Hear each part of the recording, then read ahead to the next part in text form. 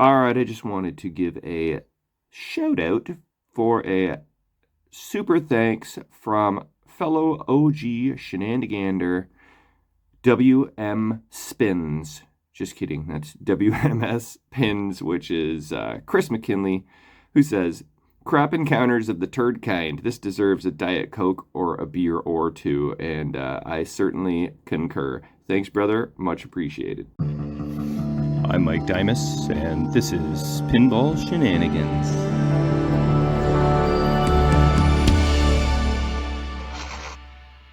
Okay, back at this Close Encounters of the Third Kind machine. And the last episode, I had a couple boards that were not working very well. Kind of the one was sort of working, then it stopped working. So these two NIWUMF boards I have set aside. The one, oh, I got a sneeze coming, is from 2005. So even though it's a newer replacement board, it's still 20 years old.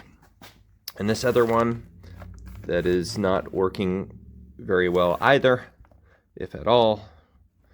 I mean, there is sort of signs of life, but, and then this one kind of will live and then it'll die. This one just kind of glitches.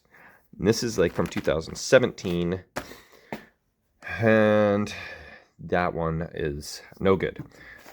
Here's the original MPU, and you know, in the last episode I kind of went over the condition of it, and the fact that this connector here, these pads are really bad condition. I mean, they all are on the bottom where the battery leaked. This side here where the displays are, the corrosion never made it to that area. But because it did make it to this side, I think I really need to repin that connector. I didn't repin it, I just kind of cleaned it. This is the edge connector. So I think that's going to help overall. And I also pulled out of my stash another original MPU that says, "Check-in pin. Looks good. Logic probes good." It's not my notes. But then at the bottom it says, "Bad U5," which I think might be this spider chip possibly. So I'm going to pop that in just for fun. But Corey hooked me up at Forked River, and I have a freshly shopped up from Brett Butler original MPU that should be 100%. And I also have yet another replacement NIWUMF board from 2017 that was also recently serviced. I don't know if it was by NIWUMF or by Brent Butler, but Corey says this should be 100% as well. So between these two boards, I'm hoping that we bring this machine to life. Like I said, I'm going to repin this guy here because I never did. I just cleaned it up. And I think I just have to repin it to be certain that it's getting good connection. I repin this side, so I'm going to do this side. You know, maybe I'll repin these guys as well, but for now I'm going to focus on this. So I'm going to start with that. I brought a different connector with me, and I pre-removed the pins out of the housing just to make sure I could, and I was able to successfully do it. I wasn't sure if I was going to have the same amount of success with pins that were intact, because the ones that were corroded and all broken in half came out easily, but I wasn't sure if these guys were going to come out as easily. But they did, so I can either repin this guy or repin the other one, or both. I'll probably end up repinning both sides of this and having it as a nice spare. So that's where I'm going to start. And hopefully we can get this thing working 100%. It's basically the MPU and the spinny wheel and the drop targets, and then we're in business. Okay, so this is the rule of thumb, and I should have implemented this right from the very start. If your connector on the back side of the board, the male side, is rusted, tarnished, corroded, and nasty, then the other side of the connector, the female side, is also going to be in likely bad shape. And sure enough, here are the terminals I pulled out. And you can see those two are broken, that one's broken, that one's intact. But look at that. That is not in good shape at all. The other one just went flying somewhere. So yeah, that could be a significant portion of my problem with the first NIWUMP board that was working and then it wasn't. So there we go. Brand new terminals installed. So now I'm curious if that first MPU is going to boot up. So I think I'll install this and go back to that 2005 NIWUMP and see what happens.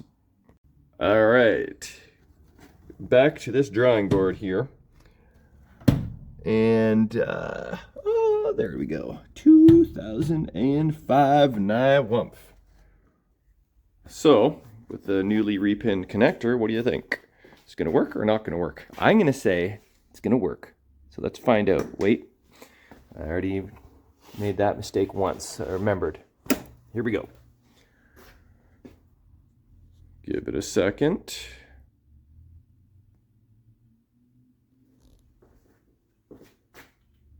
Wow, did not work. Okay then. Oh, wait a minute. I lied. It worked. So also note, player 4 display looks just as nice. Oh, I've got this light on? No, I don't. I got some glare on the player 1 display. But, oh, it's actually my camera. Here we go. Now, let's look at the displays. And not much better on player 4. Just slightly dull. Now we're all beautiful. Okay, so next thing is I need to mount this so I don't short anything out. Oh, check this out. There's a whole nother bank of wires and stuff. I guess that's for lighting or displays, and over here as well. They look to be fine.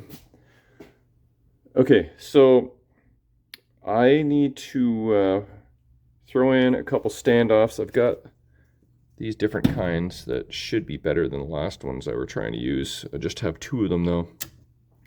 Mount this board and then see if we can fire up a game. Okay, that looks good. Put the standoffs in the top 2 positions, and that's sitting there nicely. You know, at some point I do got to start thinking about ground modifications / improvements. Oh, I also did bring some electrical tape because I knew that this painter's tape would not hold up. Sometimes these displays lose their stickiness and you need to give them a little helping hand. So that is on the list. Close this up. And I gotta clean up my mess here. Be very gentle with these boards. They also don't like static, so got to be extra careful. I want to make sure I return these boards in the same condition that I got them. And is there a ball in here? Where'd the ball go? All right, so now we're hoping that the transistor that I changed actually gets this spinny wheel to work and the drop target. So as soon as I hit start, we're assuming the drop target's going to pop up. The question is, will it blow the fuse in doing so? If so, I might actually suspect the drop target diode. I forgot to check that. Maybe I'm going to check that real quick. One moment. Here's the diode for the drop target solenoid. And actually, I do remember I did test it, but I really need to clip a leg in order to test it properly. So, should I do that, or should I just... I think I'm just going to start the game and see what happens. We'll press our luck here. Oh, I just realized why I didn't notice the machine had booted up, because my soundboard is gone. It didn't give me the startup melody. I did pass that over to Corey at Forked and hope to get a refurbed one later this week. So we're not going to have any tunes. See what happens here. 3, 2, 1. Okay, drop target's popped up. That's good. We need to put the ball back in. Question is my fuse blown? So the first tell we're going to have is when I plunge this ball and it goes into A, B, or C, it should spin the roto. It might only spin it once before it blows the fuse. So here goes nothing. We got a spin. Uh-oh, let's not short out anything. I need some rubbers. Okay. Let's see if the drop target's reset.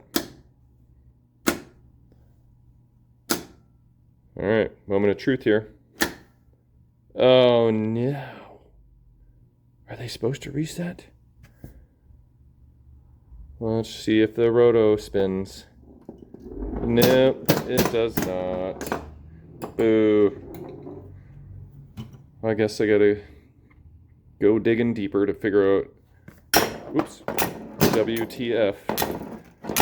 No more spinny. Boo. Okay, so I clipped this diode, measured it, and it tested fine. So I installed a new 2 amp fuse. I just have like fast blow. It's supposed to be slow blow, so I don't know if that's my problem. And then I just powered on the game, hit the start button, and as soon as the drop targets reset, the fuse blew. So what does that mean? I'm not exactly sure yet, but I'm going to replace the fuse and have the drop targets already up. So hopefully it doesn't try and reset them. And then see if the spinny wheel blows the fuse as well. Okay, this clip's going to be in the dark so we can pay attention to the fuse. So the drop targets are up. Now I don't know if it's going to try and reset them or not when I hit the start button. I might just be programmed to do that just to make sure they're up. And if it tries to fire it, then the fuse is definitely going to blow. I'm hoping it doesn't try to fire it. So 3, 2, 1. Okay. Oh yeah, it fired it and blew it. Okay. So I'm not so sure that this roto wheel is to blame anymore. I feel like I might have to be looking in the direction of the drop target. So something must be shorted, and I gotta figure out what that is. Okay, kind of grasping at straws here, just trying to figure out where to look. So I'm just tracing these wires, the red, yellow, and the orange, black. And the red, yellow ends up at the fuse, which makes sense. It comes out as brown, black, which ends up at the Q relay. And then this red yellow ends up, tied into this solenoid here for the roto wheel. Oh, and look, this is orange, black, white is tied in. I guess that's just a short stretch of wire, but Just kind of looking at the other solenoids. And here is, yeah, see this brown and black wire that is sort of part of the equation? Well, look at this. I found this diode is off. So maybe it's sort of daisy chained and potentially part of the problem. It's definitely, I mean, the pop bumper's working, but definitely need to resolve that. I don't know if that's going to fix the issue, but, you know, it's worth a shot. Okay, got the diode soldered back on. And got the machine powered on. So let's hit the start button. See what happens. 3, 2, 1. And it blew. Okay. Okay, I was just kind of messing with light bulbs. I was just kind of moving on for now, trying to get them all working. And I stuck my finger in this vicinity, and I heard a tiny little crack, and then a little wisp of smoke. And I'm investigating the area, and I don't really understand what that could have been. But that was kind of weird. And I did notice that this socket here, that wire, is just hanging on by a thread. It's not even soldered anymore. I believe it is wired up fine. I think that's correct, but maybe that bulb just got so hot that it melted the solder. Look at this. This green wire here is... Whoa, that scared the shit out of me. This wire here, which has the wrong diode on it.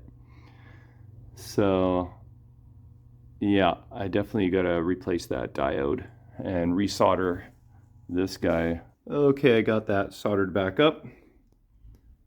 But I think my diodes are at home. And I actually have to take off because I am selling my Deadpool, my first Deadpool. I bought a second one, and I don't need two, so that's happening tonight. So I got to get home and get ready for that. So very, very, very, very baby steps on this episode, but I don't know. Maybe I at least solved the MPU issue.